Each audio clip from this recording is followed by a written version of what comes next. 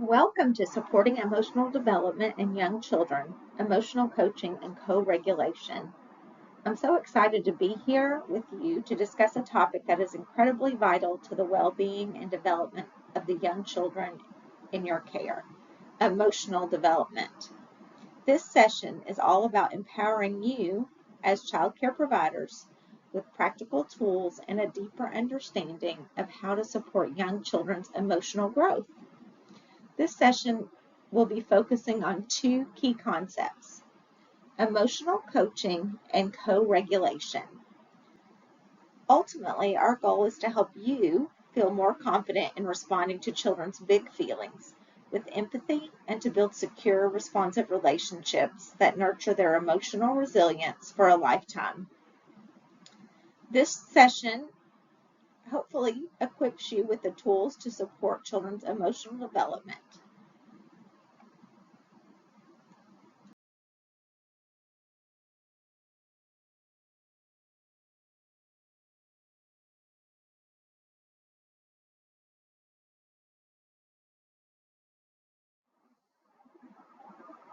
Let's start this session by defining what emotional coaching and co-regulation are and why they're so crucial in early childhood settings.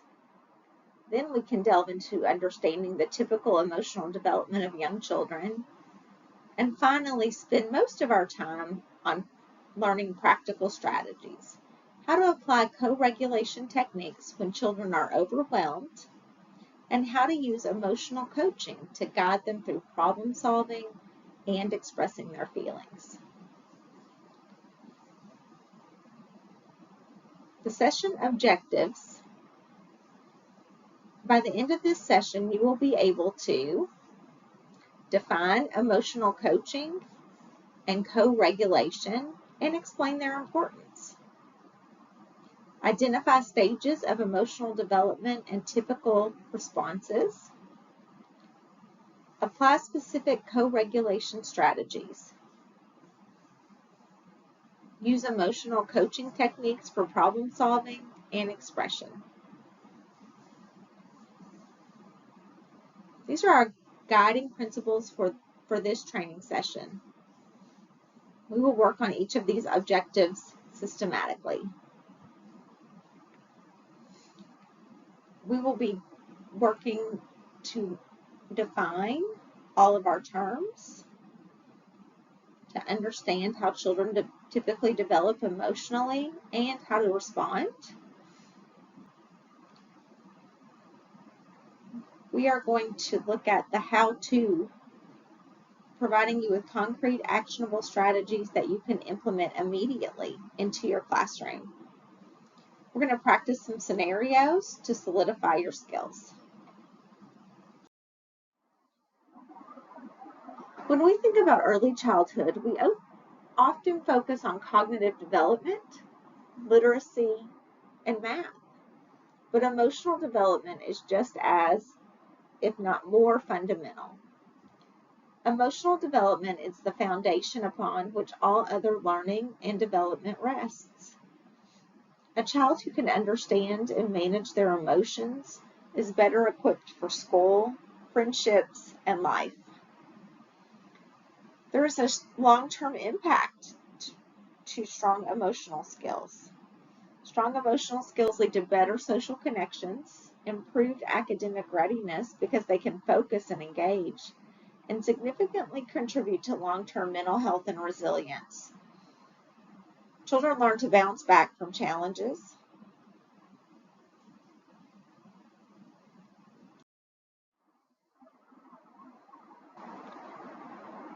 Emotional coaching is an intentional approach. It's not just about comforting a child, but about teaching them about their inner world. It's about being empathetic to their feelings, validated that those feelings are okay, and then helping them navigate through them and find solutions. Co-regulation is more immediate. Think of it as regulating together. When a child is overwhelmed, they often can't calm themselves down. They need us, the adults, to help them. Co-regulation is about providing that external support to bring children back to a calm state. Throughout the session, we will explore how these two concepts intertwine. Just as children meet physical and cognitive milestones, they also meet emotional milestones. What's typical for a 1-year-old's emotional expression is very different from a 4-year-old's emotional expression. Knowing these stages helps us set realistic expectations and tailor our responses. We wouldn't expect a toddler to articulate their feelings like a preschooler, so our approach to each age group does differ. This understanding is key to effective emotional coaching and co-regulation.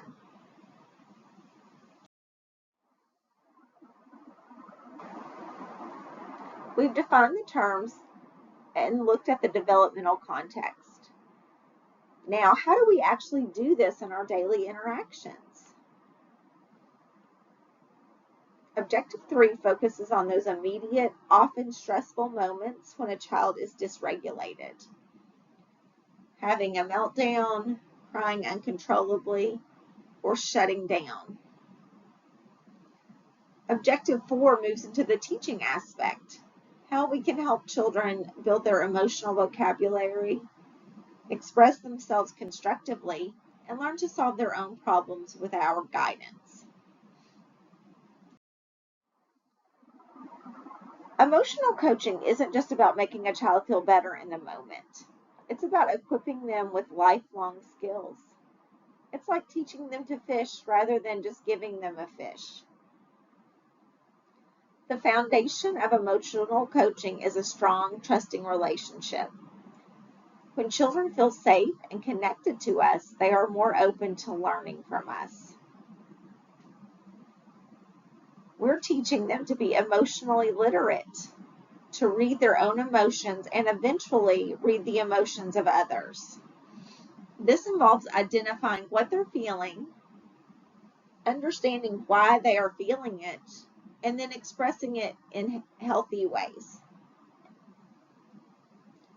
This approach is heavily influenced by the work of Dr. John Gottman, a renowned relationship researcher who found that parents who emotionally coach their children raise more resilient, well-adjusted kids.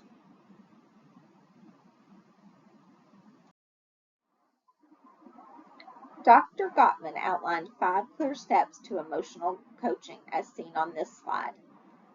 We can talk through each of these in more detail. While presented as steps, it's important to remember that in real time, these steps might not always happen in a perfect linear fashion, especially with young children. Sometimes you might jump between steps or spend more time on one than another. The more you practice these steps, the more natural they will become. Step 1, be aware of the child's emotion. Step 2, see the emotion as an opportunity for connection and teaching. Step 3, listen with empathy and validate the child's feelings. Step 4, help the child label their emotions with words. And step 5, set limits while helping the child problem solve.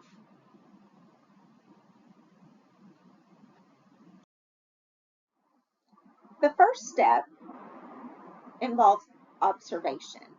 This seems simple, but it's crucial. It's about being present and truly observing the child. Emotions aren't always expressed through big outbursts. Notice subtle cues. A child might be quiet, withdrawn, or fidgety, which can be just as much a sign of distress as crying or yelling. Pay attention to their nonverbal communication. The earlier you notice an emotion brewing, the easier it is to intervene and prevent a full-blown meltdown. This is being proactive rather than reactive. Also consider your own emotional state. If you're stressed or distracted, it's harder to tune into the children around you. Taking a moment to regulate yourself first can make a big difference as you co-regulate with children. Step 2, see the emotion as an opportunity for connection and teaching. This is a powerful shift in mindset. Instead of seeing a child's distress or challenging behavior as naughty or defiant, view it as a signal that they need support and guidance. They are not giving you a hard time. They are having a hard time. These moments of heightened emotion are actually the best times to teach emotional skills because the child is experiencing the emotion intensely, making the lesson more salient. When you respond with empathy and help, you build a stronger, more trusting relationship. The child learns that you are a safe person to go to with their feelings. We're not just looking for immediate compliance. We're fostering long-term emotional intelligence and resilience. This is about helping children develop internal tools, not just obey external rules.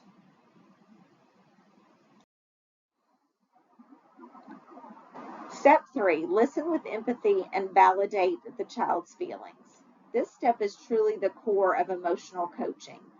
It's about showing the child that you hear them, you see them, and their feelings matter. Your physical presence is important.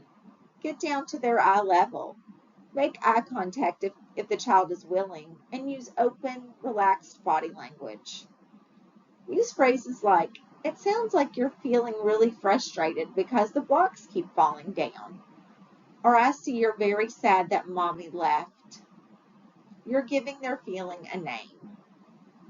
Validation is key. Validation means acknowledging children's feelings are real and understandable, even if you don't agree with the reason for the feeling or the behavior that resulted from it. You can validate the feeling. It's okay to be angry while still setting limits on the behavior, but it's not okay to hit. Avoid phrases like "don't cry," "it's nothing," or "you're fine." These phrases invalidate children's experience and teach them that their feelings are not acceptable or important. This can lead to children suppressing emotions and feeling misunderstood. View this video to learn more about co-regulation.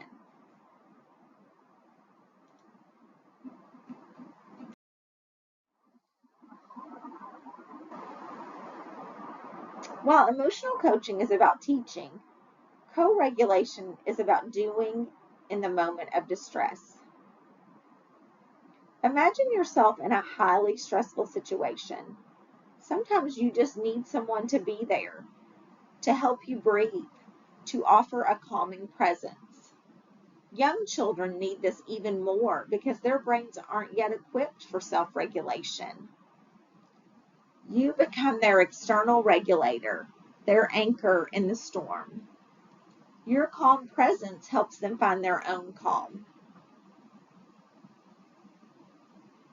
Co-regulation is a dance between the child and the adult. You're not fixing them, you're helping them navigate their internal experience.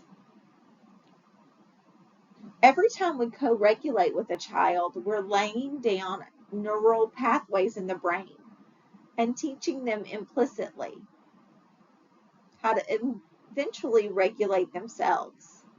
It's like training wheels for emotional control.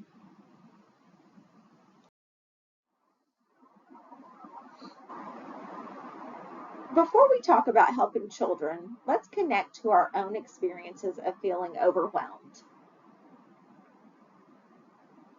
Take a moment to quietly reflect on a time when you felt completely out of sorts, unable to think clearly, or were overwhelmed by emotions.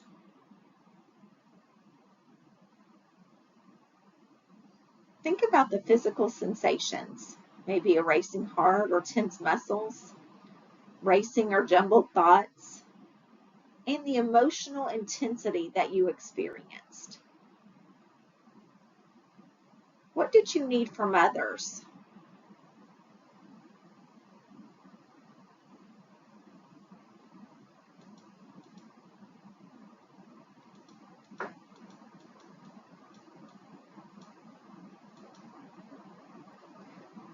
This exercise can help us better understand what children are feeling when they are experiencing dysregulation. It can make our co-regulation efforts more empathetic and effective.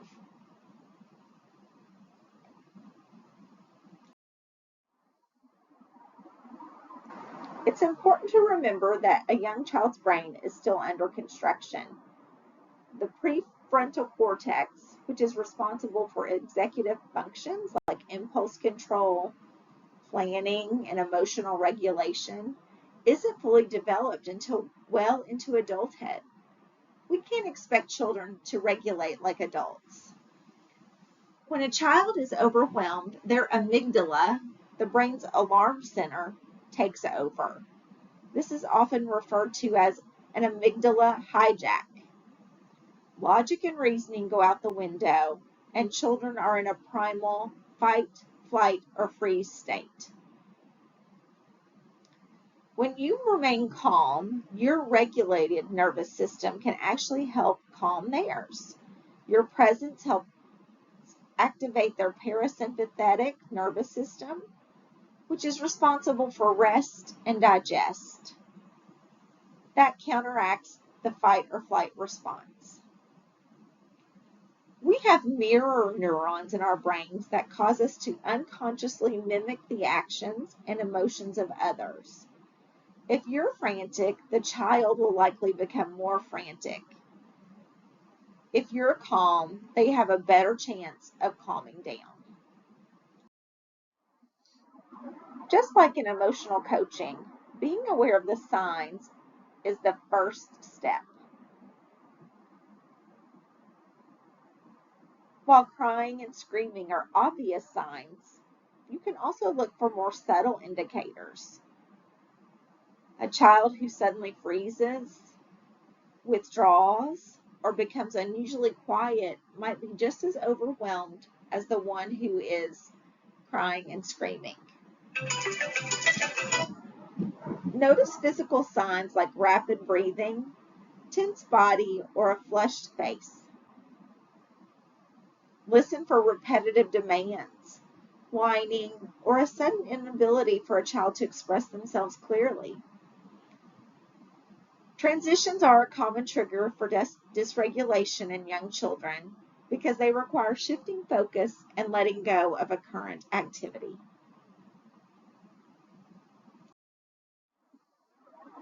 Transitions often disrupt children's sense of stability and can lead to dysregulation because they require shifting focus and letting go of current activities.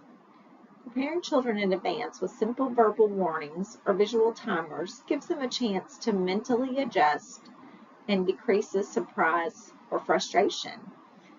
During these moments, caregivers can offer co-regulation support by staying close, speaking softly, or providing comforting touch if welcomed. Keeping routines consistent helps children feel safe and lowers anxiety around transitions. If appropriate, offering choices such as, do you want to help clean up the blocks or the puzzles first, empowers children and helps them feel more in control, which supports smoother transitions and better regulation overall.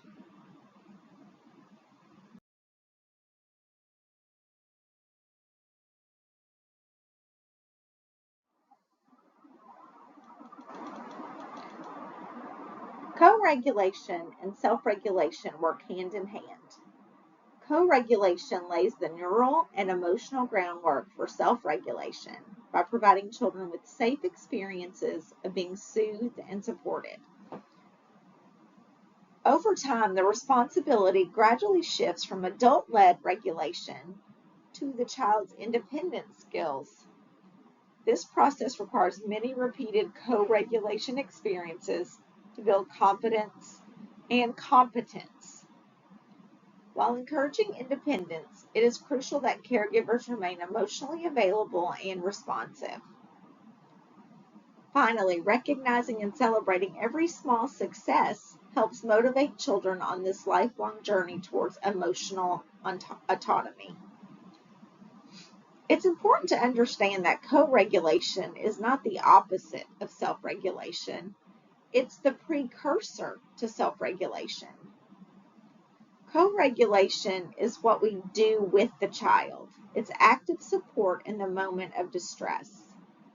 We are essentially lending them our calm until they can find their own. This is crucial for infants and toddlers who are completely dependent on us for this. Self-regulation is the ultimate goal.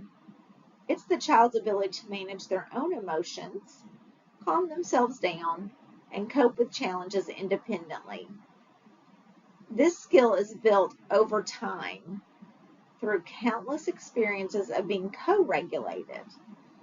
Every time you help a child calm down, you're teaching them a little bit more about how to do it for themselves.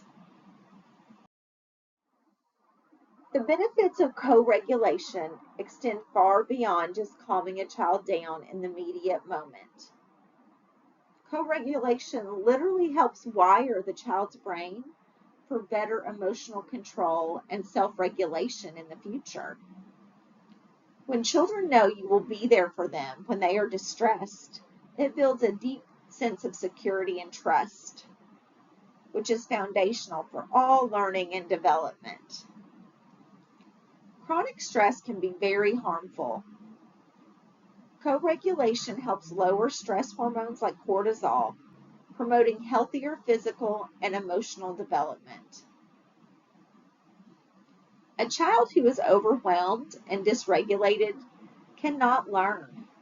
Their brain is in survival mode.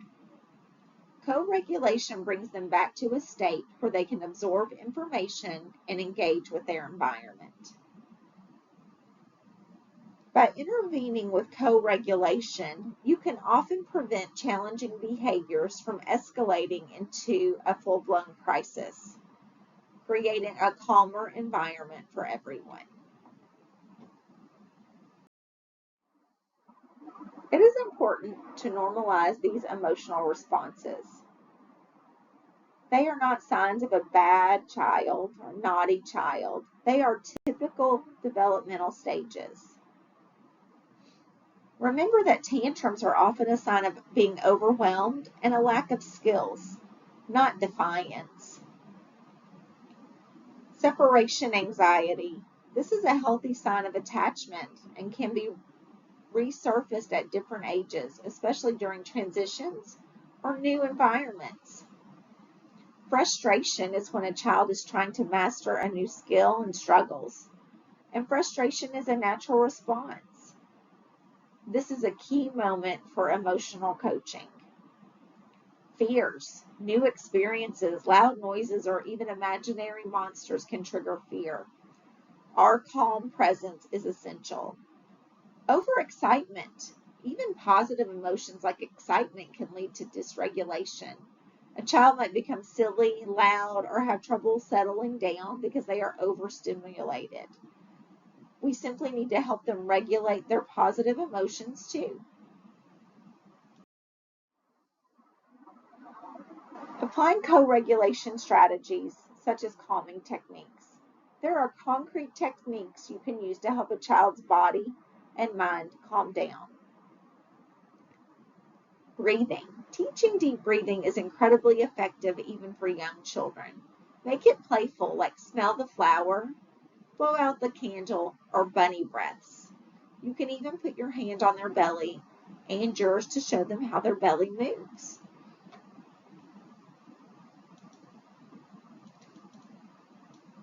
Sensory comfort. Some children respond well to sensory input. A soft blanket, a weighted lap pad, or a fidget toy can provide comforting input. Gentle pressure, like a firm hug, if welcomed by the child, can also be very regulating. Rhythmic, gentle movement, like rocking or swaying, can be very soothing. A quiet walk can also help shift a child's focus and release some energy. Your voice, through singing or humming, can be incredibly calming.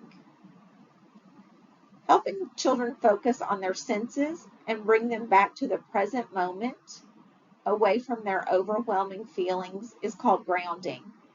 I hear the birds singing. I see the blue sky. I feel the soft rug. Take a few moments to watch the video included on this slide to learn some deep breathing techniques. Millions.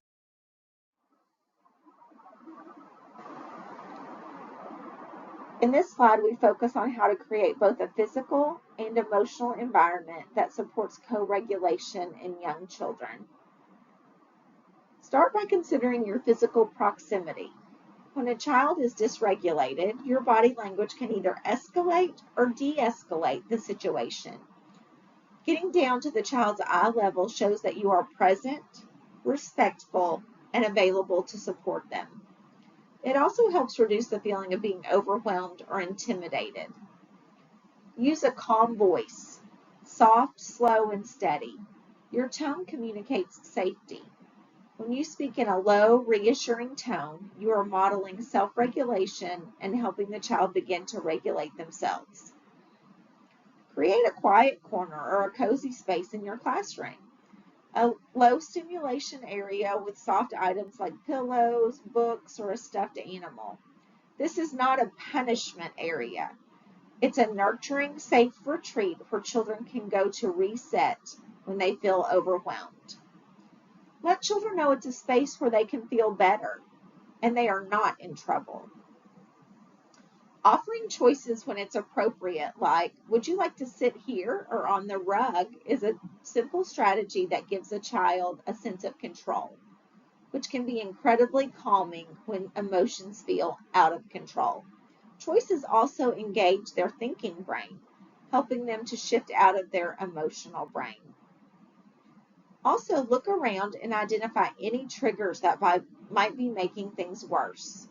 Too much noise, a toy that has caused conflict, or maybe even too many people in a space.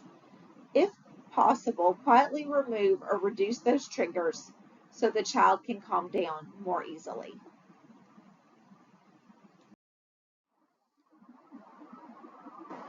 Sometimes the most powerful co-regulation strategy is simply your calm, steady presence. A gentle hand on their back, a comforting hug, or holding their hand can provide immense comfort. Make sure the child welcomes this interaction and always be sensitive to their cues. Eye contact, if appropriate, can be very reassuring and helps build connection. This is also something that you should watch to determine if the child is welcoming the eye contact. You can subtly mirror a child's breathing or movements initially, and then slowly and gently slow your own pace. This can help them unconsciously match your calmer rhythm. There are times when words are too much. Just sitting quietly nearby, being a calm anchor, is exactly what the child needs. Conversely, some children need space when they are overwhelmed. If they push you away or turn their back, give them a little room while still remaining present and available. Using language. When a child is dysregulated, their ability to process complex language is limited. It's important to use short, simple sentences. You can reflect on what you see and hear. You're crying because you miss your mom, or you're feeling really mad right now. These statements show them that you understand. Remind them that you are there for them and that they are safe. Reassurance is key. This helps their nervous system calm down. Help children put a name on their emotion. That looks like frustration. Or are you feeling sad? It's crucial to understand that problem solving or lecturing during a meltdown is ineffective. Their brain isn't ready for it. Wait until a child is calm and regulated before you start discussing solutions or consequences or what to do next time. This is where co-regulation transitions into emotional coaching. Let's practice with a scenario. During free play, a 2-year-old named Mia suddenly begins to cry loudly and throws toys on the floor. She wants a toy that another child is playing with, and she's feeling frustrated and overwhelmed. Mia's breathing is rapid, her face is flushed, and she refuses to make eye contact or respond to any verbal cues. What could we do to help co-regulate with Mia? It's important to get down to Mia's eye level to appear less intimidating and show that you are present with her. Speak gently, saying something like, "I see you're upset right now. It's okay to feel mad." Offer a gentle hand on her back or a soft hug if Mia allows it. Guide Mia to a quiet corner with fewer distractions where she can begin to calm down. Take slow, deep breaths and encourage Mia to try it with you. Let's smell the flower and blow out the candle. You can say you want the toy and it's hard to wait. I'm here to help you. You can sit silently nearby if Mia needs space, keeping your tone calm and steady. The goal is that through your calm presence and supportive actions, Mia begins to slow her breathing, stop crying, and feel safe. Once regulated, she may be ready to use words to express her feelings or try taking turns with the toy.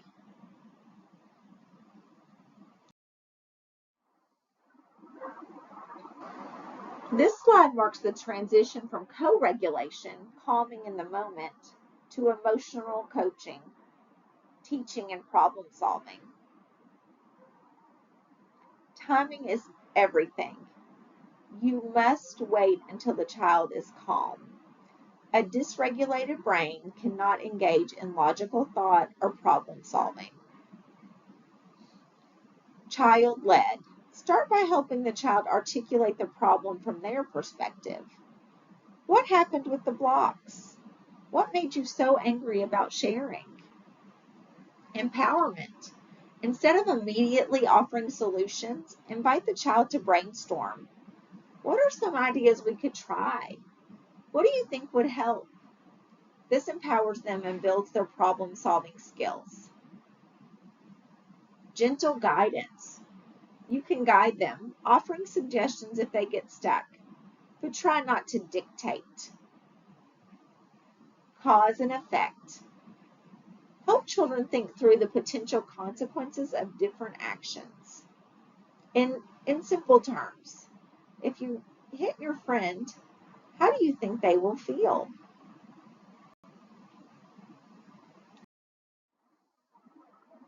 Emotional coaching also involves teaching children how to express their feelings in a healthy way. You can be a role model.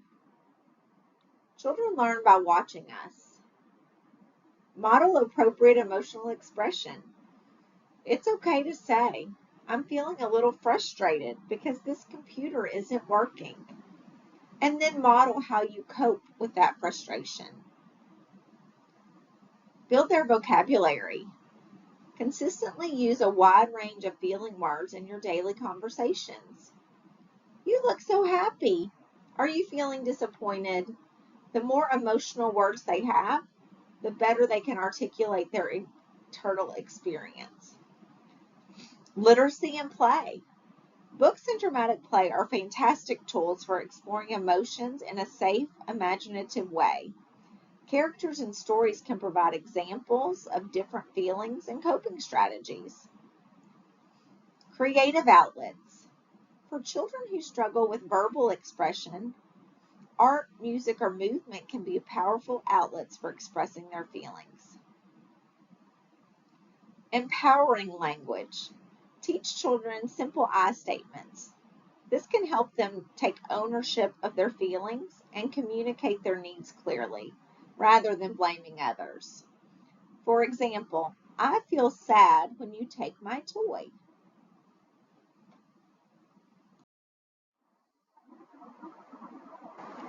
Let's use this scenario to practice, and we're going to focus on the coaching aspect. A 4-year-old is visibly frustrated with a block tower. How would you approach this child? What would you say to acknowledge and validate their feelings? How would you help them name what they're feeling? Are there problem-solving strategies that you might suggest to help them overcome the challenge? How would you encourage them to keep trying and express their feelings constructively?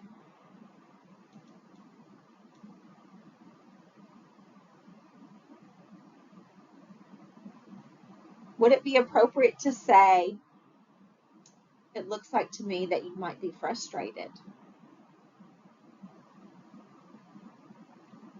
I see that you could be mad because your block tower is falling down."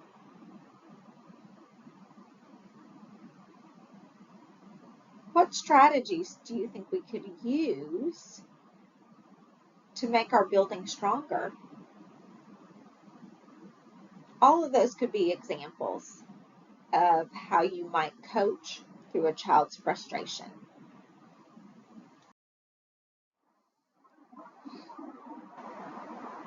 Let's remember the core distinction that we've been focused on. Emotional coaching is about teaching and building emotional literacy over time. Co-regulation is about providing immediate support to help a child calm down in a moment of stress. These two approaches are deeply interconnected and work hand in hand to foster healthy emotional development. The ultimate goal is that both lead to increased emotional resilience, the ability to bounce back from challenges, and the formation of secure, trusting relationships, which are the bedrock of healthy development. Never underestimate the power of your empathetic response. Your calm, understanding, and validating presence is the most powerful tool you have in supporting children's emotional growth.